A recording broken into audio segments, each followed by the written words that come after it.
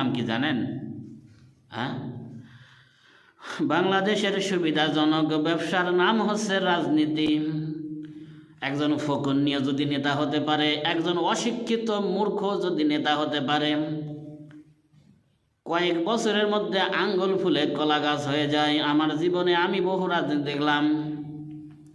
একটা ভাঙ্গা গাড়িতে চলতো, ভ্যানে চলতো, ভাঙ্গা মোটরসাইকেলে চলতো, বর্তমান তাদের সিঙ্গাপুরে বাড়ি, দুবাইতে বাড়ি, চায়নাতে বাড়ি, পৃথিবীর বিভিন্ন জায়গায় বিভিন্ন ব্যাংকে, সুইস ব্যাংক, বিভিন্ন ব্যাংকে, বিশ্ব ব্যাংক, বিভিন্ন জায়গায় তারা কোটি কোটি টাকা রেখেছে, শত শত কোটি টাকা তারা সেখানে রেখেছে এই ফোকেন। এই জন্য বাংলাদেশের সবচেয়ে লাভজনক ব্যবসার নাম হচ্ছে রাজনৈতিক ব্যবসা। এই জন্য সকলেই এই ব্যবসাতে হুমড়ি খেয়ে পড়েছে এবং যারা এদেশে ইসলাম প্রতিষ্ঠার জন্য চেষ্টা করতে তাদেরকে তারা এরকম করে বাঁকা চোখ দিয়ে দেখতেছে। হ্যাঁ, আমার ক্ষমতার জন্য হুমকি স্বরূপ।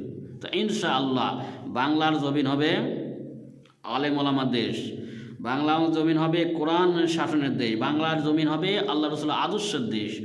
বাংলার জমিনে ইনশাআল্লাহ ইসলাম প্রতিষ্ঠা পাবে, খলাফা প্রতিষ্ঠা পাবে, এর মাধ্যমে সুশাসন প্রতিষ্ঠা করা হবে ইনশাআল্লাহ।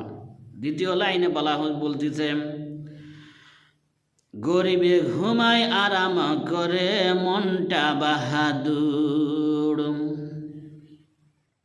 গরিবে ঘুমায়া আরাম করে মনটা বাহাদুর। 1 কোটি টাকার মালিকের শান্তি নাই।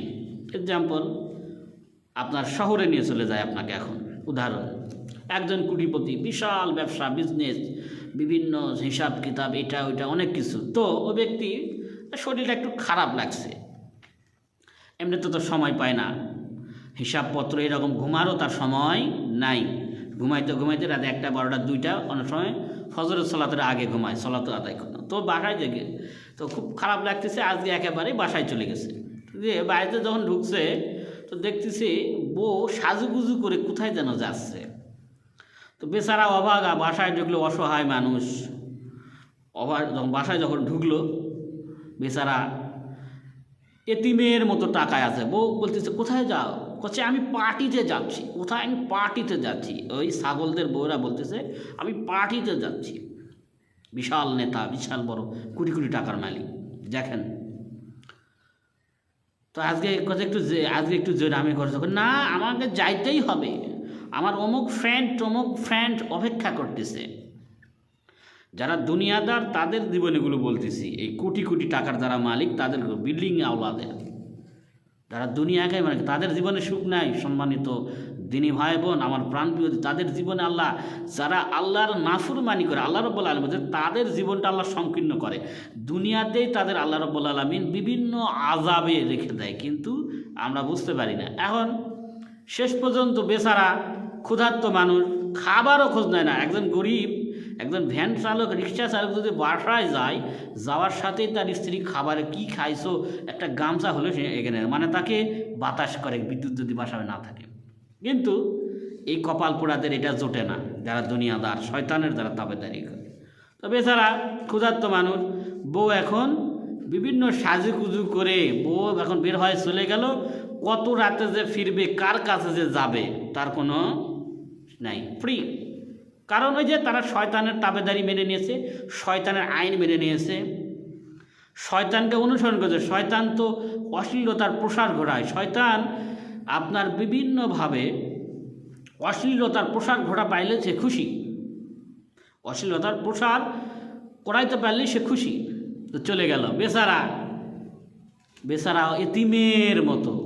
এখন বাসায় রাখছে বুয়া, এখন বুয়া রান্না করতেছে, নিজের স্ত্রী রান্না খাওয়ার তকদিরও নাই, মাতার এই যোগ্যতাও নেই, আল্লাহ সে যোগ্যতাও রাখে নেই। ওই বুয়া রাখছে, বুয়া এখন রান্না করে যেটাই রান্না করে দিল, এই দুনিয়ার তাবেদার ওইটাই খায় সন্তুষ্ট হয়ে এখন পড়ে থাকলাম। বউ এখন কোথায় গেছে, কি করতেছে, সেগুলো তার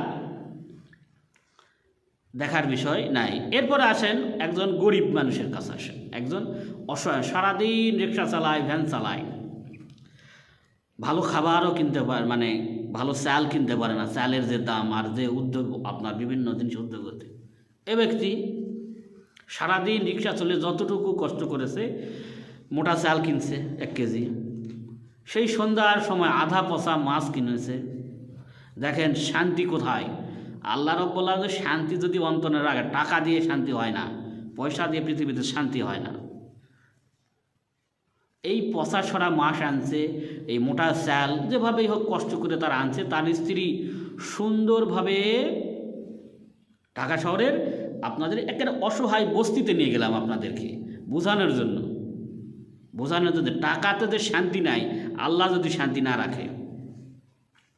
তো তার ওয়াইফ সে যখন নিয়ে গেছে এরকম মোটা চাল, যে চাল সকলে খাইতে পারে না, যতটুকু ইনকাম করেছে সে কিনছে, আদা সরা পচা মাছ কিনে নিয়ে গেছে, সেটা রান্না করে দিয়ে বিদ্যুৎ নাই মনে করেন, এইরকম খাবার দিয়ে বউ পাখা বাতাস করতেছে। শান্তি কোথায় দেখেন? তার স্ত্রী এই পাখা দিয়ে তাকে বলতেছে এবং খাবার তৃপ্তি সহকারে সে খাচ্ছে এবং বউ পাখা বলতেছে আরেকটু নাও, একটার জায়গা 2টা ডুমা দিচ্ছে। এই হচ্ছে শান্তি। আর এই যে মানুষের হকগুলো তারা অন্যায় করে খাওয়ার কারণে, বিভিন্ন চাঁদাবাজি, টেন্ডারবাজি, বিভিন্ন জায়গায় অপকর্ম করার কারণে, ঘুষ দুর্নীতি করার কারণে আল্লাহ রাব্বুল আলামিন এই ধন্যাটদের মহান রাব্বুল আলামিন আযাবের মধ্যে রাখেন। দুনিয়ার জীবন তো তাদের সংকীর্ণ হয়, বিভিন্ন রোগ ব্যাধি তাদের জীবন আল্লাহ রাব্বুল আলামিন শান্তি রাখেন না। এই গরিব এই রিক্সা চলে গিয়েও শান্তিতে খেয়ে ঘুমে, আর ওই সারা রাত কাতরাতে থাকবে, ঘুম তো তার আসবেই না। স্ত্রীর দিকে কার সাথে পড়ে গিয়ে কার কাছে গিয়ে শুয়ে আছে, সেটা বিভিন্ন পার্টিতে আপনার মদ পান করে ড্রিঙ্ক করতেছে। এই জন্য আল্লাহ রাব্বুল আলামিন যে বিধান দিয়েছেন, আল্লাহ রসুল যে পথ আমাদের দেখেছে, এখানেই শান্তি আছে।